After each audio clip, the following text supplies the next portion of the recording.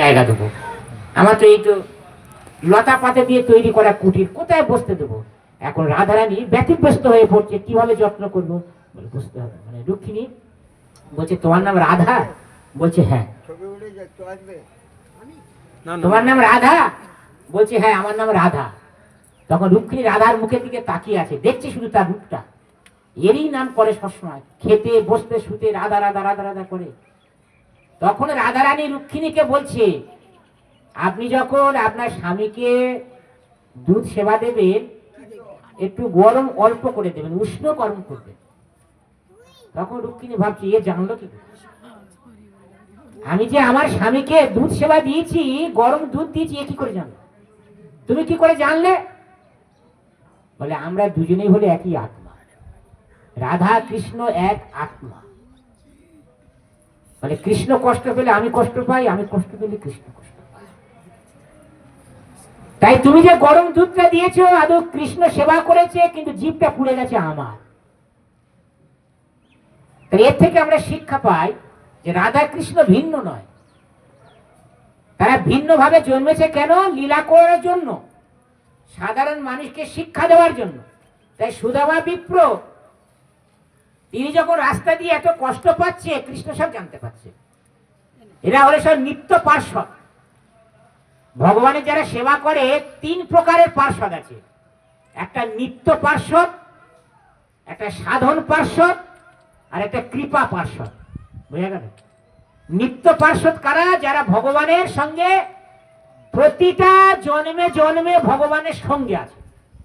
মানে নিত্য বাবা মা, নিত্য পার্ষদ যারা। নিত্য মানে চিরন্তন, ঠিক আছে? যেমন ভগবানের বাবা মা, ভগবানের বন্ধুরা, বৃন্দাবনের গোপীরা, সব নিত্য পার্ষদ। এই বৃন্দাবনের গোপীরা, এরা সেই রাম রাজত্বকালে ভগবানের রামের কৃপা পেয়েছিল। মানে ভগবান রামের কাছে এরা বর চেয়েছিল, আশীর্বাদ চেয়েছিল। কখন? না, এই 60,000 বালকুল্য ঋষি, এরা সব মুনি ঋষি ছিল। যে বৃন্দাবনে গোপীরা যারা রাসমঞ্চে গিয়েছিল, এরা সব গোপী ছিল, সব মুনি ঋষি ছিল, বালকুল্য মুনি। এরা ওই জন্মে ঊর্ধ্ব পদে হেষ্ট মুন্ডে তপস্যা করছিল, উপর দিকে পা করে, নিচের দিকে মাথা করে, উলঙ্গ হয়ে সব ভগবানের তপস্যা করছিল জন্মে। আর রামের সীতা হরণ হয়ে গেছে, হা সীতা হা সীতা বলে রাম আর লক্ষণ খুঁজছে। খুঁজতে খুঁজতে দেখছে যে 60,000 মুনি ঋষি। এখন এই মুনি ঋষিরা চিন্তা করছে, আমরা ভগবানকে পাওয়ার জন্য তপস্যা করছি, আর সেই ভগবান একটা মেয়ে ছেলের জন্য কাঁদছে, নারীর জন্য কাঁদছে। তবে যে হে ভগবান, আপনি যদি আমাদের আশীর্বাদ দিতে হয়, আমাদের এই আশীর্বাদ দিন। আপনি যেমন একটা নারীর জন্য কাঁদছেন, পরবর্তী আমাদের নারী দেহ দেবে, তাহলে আমরা আপনাকে স্বামী রূপে লাভ করতে পারি।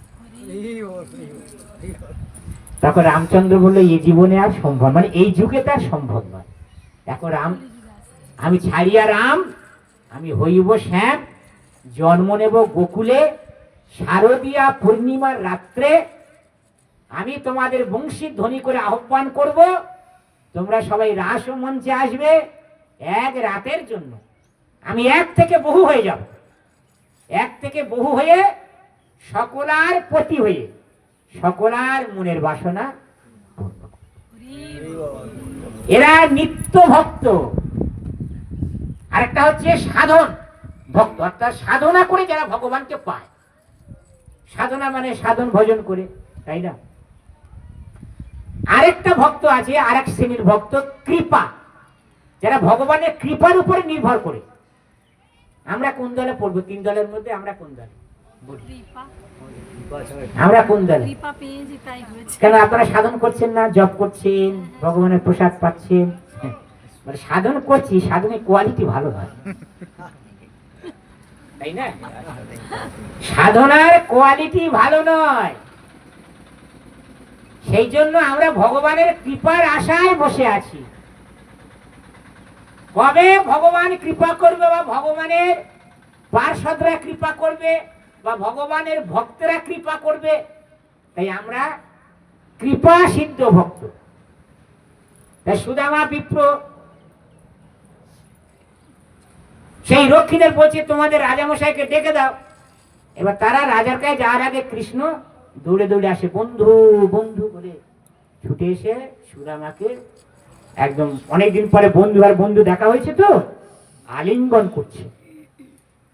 তখন পাশে যত রাজ কর্মচারী ছিল তারা তো দেখে অবাক হয়ে যাচ্ছে, বলে আমাদের রাজা একটা ভিখারির সঙ্গে আলিঙ্গন করছে।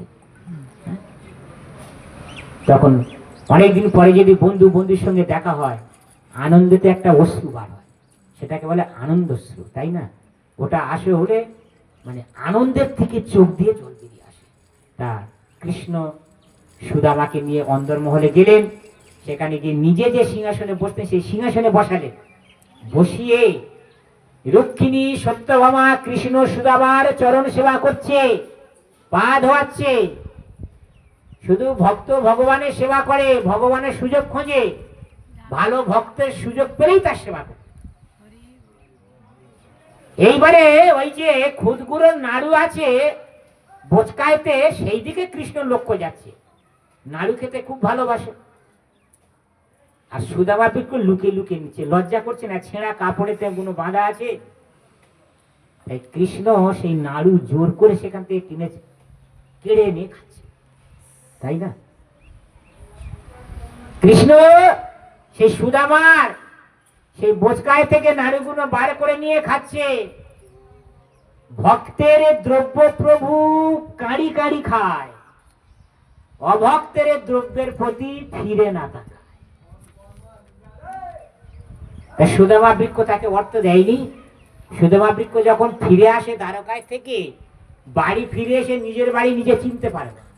দ্বারকার মতো রাজপুরী তৈরি করে দিয়েছে, নিজের স্ত্রী রাজ রানী হয়ে বসে আছে, ছেলেরা রাজপুত্রের মতো বাড়িতে দৌড়াদৌড়ি করছে। ভগবানের উপর ভরসা রাখতে হবে। আপনি যা চাইবেন ভগবান তাই দেবে, আপনার সব ইচ্ছা ভগবান পূরণ করবে। আর ভগবানের একটাই ইচ্ছা আমাদের পূরণ করার দায়িত্ব কি? ভগবানকে সেবা করা। এইটুকু করলেই ভগবান খুশি হয়ে যাবে।